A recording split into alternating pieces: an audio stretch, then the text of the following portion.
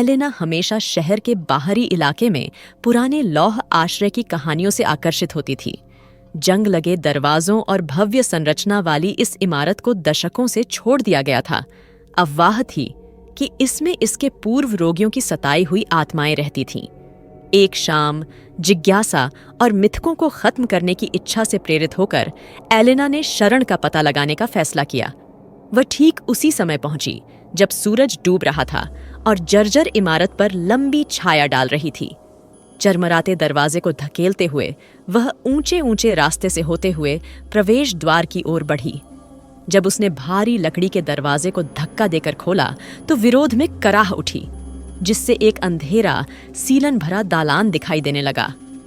उसकी टॉर्च की किरण में धूल के कण नाच रहे थे। एलेना ने अंदर कदम रखा। उसके कदमों की आवाज खाली गलियारे से गूंज रही थी। हवा में सड़न और किसी अन्य चीज की गंध घनी थी, कुछ धात्विक। जैसे जैसे वह गहराई में गई, उसने पुराने चिकित्सा उपकरण और टूटे हुए फर्नीचर को इधर उधर बिखरा हुआ देखा। दीवारें उखड़ते पेंट और भित्तिचित्रों से ढकी हुई थीं, जो पिछले घुसपैठियों के अवशेष थे। उसने मुख्य हॉल में प्रवेश किया, जो प्रतीत होता था। छत ऊंची थी। बड़ी बड़ी टूटी हुई खिड़कियों के कारण चांदनी की किरणें कमरे को रोशन कर रही थीं। बीच में एक पुरानी लोहे की ऑपरेटिंग टेबल थी। उसकी सतह दागदार और जंग लगी हुई थी। एलेना वहां हुई भयावहता की कल्पना करके कांप उठी। जैसे ही उसने आगे खोजा, उसने खुद को मरीजों के कमरे से भरे एक विंग में पाया। प्रत्येक दरवाजे पर एक नंबर अंकित था और कुछ थोड़े से खुले हुए थे। उसने एक कमरे में झांक कर देखा और फटी हुई चादरों वाला एक छोटा जंग लगा बिस्तर का फ्रेम देखा। दीवारों को शिलालेखों और रेखाचित्रों से सजाया गया था, जिनमें से कुछ में पीड़ा में डूबे चेहरों की परेशान करने वाली छवियां चित्रित थीं। अचानक दालान में एक ठंडी हवा चली और एलेना ने एक हल्की सी फुसफुसाहट सुनी। वह मुड़ी, लेकिन वहां कोई नहीं था। जैसे जैसे वह हॉल से आगे बढ़ती गई, उसका दिल जोरों से धड़कने लगा। फुसफुसाहटें तेज और तीव्र होती गईं। ऐसा लग रहा था कि वे उसे बुला रहे थे। गलियारे के अंत में एक विशिष्ट कमरे में ले जा रहे थे। कमरे का दरवाजा अधखुला था और एलेना उसे धक्का देने से पहले झिझक रही थी। अंदर उसे फर्श पर बंधी एक पुरानी लोहे की कुर्सी मिली, जिसके चारों ओर कंक्रीट पर अजीब से प्रतीक बने हुए थे। उसके मन में भय की भावना घर कर गई, क्योंकि उसे एहसास हुआ कि यह सजा या प्रयोग का स्थान रहा होगा। जैसे ही उसने कमरे की जांच की, उसे धूल भरी शेल्फ पर लोहे से बंधी एक छोटी पत्रिका दिखाई दी। उसने उसे उठाया और पढ़ने लगी। पत्रिका शरण के मुख्य चिकित्सक डॉक्टर आइजैक थॉर्न की थी। उनकी प्रविष्टियों में वैज्ञानिक प्रगति के नाम पर रोगियों पर किए गए भयानक प्रयोगों का विवरण दिया गया था। अंतिम प्रविष्टि विशेष रूप से रोमांचक थी। मार्च 15, 1932। लौह शरण की निंदा की गई है। वे कहते हैं कि हम बहुत दूर चले गए, लेकिन वे नहीं समझते। आवाजें। उन्होंने मुझे बताया कि क्या करना है। मेरे पास कोई विकल्प नहीं था।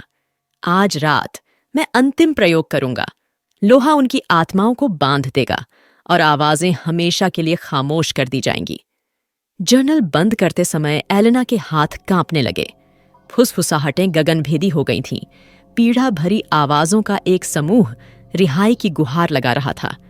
उसने महसूस किया कि मरीजों की आत्माएं डॉक्टर थॉर्न के काले प्रयोगों के कारण शरण की लोहे की दीवारों के भीतर फंसी हुई थीं। उन्हें मुक्त करने के लिए बेताब एलेना ने कमरे में ऐसी कोई भी चीज ढूंढी जो मदद कर सके। उसे दराज में छुपी एक पुरानी जंग लगी चाबी मिली। ऐसा लग रहा था कि यह एक अजीब ऊर्जा के साथ स्पंदित हो रहा है। फुसफुसाहटें उसे वापस मुख्य हॉल में ले गईं, जहां उसने एक छोटा लोहे का दरवाजा देखा जो उसने पहले नहीं देखा था। उसने ताले में चाबी डाली और मुड़ गई। दरवाजा चरमराकर खुला, जिससे लोहे की बेड़ियों और अजीब उपकरणों से भरा एक छिपा हुआ कक्ष दिखाई देने लगा। कमरे के मध्य में एक बड़ा लोहे का बक्सा था, जिस पर वही प्रतीक अंकित थे जो उसने पहले देखे थे। जैसे ही वह डिब्बे के पास पहुंची, फुसफुसाहट तेज हो गई। एलेना ने कांपते हाथों से बक्सा खोला।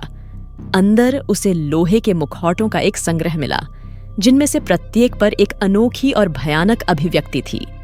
हवा ठंडी हो गई और उसे अपने पीछे किसी की मौजूदगी का एहसास हुआ। वह डॉक्टर की भूतिया आकृति को देखने के लिए मुड़ी। थॉर्न, उसकी आंखें खोखली और पागलपन से भरी हुई थीं।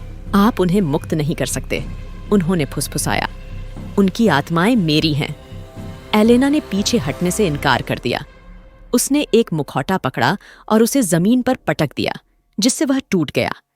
हवा में एक तीखी चीख गूंज उठी और एक आवाज शांत हो गई। दृढ़ संकल्पित होकर वह मुखौटों को एक एक करके तोड़ती रही, जब तक कि केवल सन्नाटा ही न रह गया। डॉक्टर का चित्र।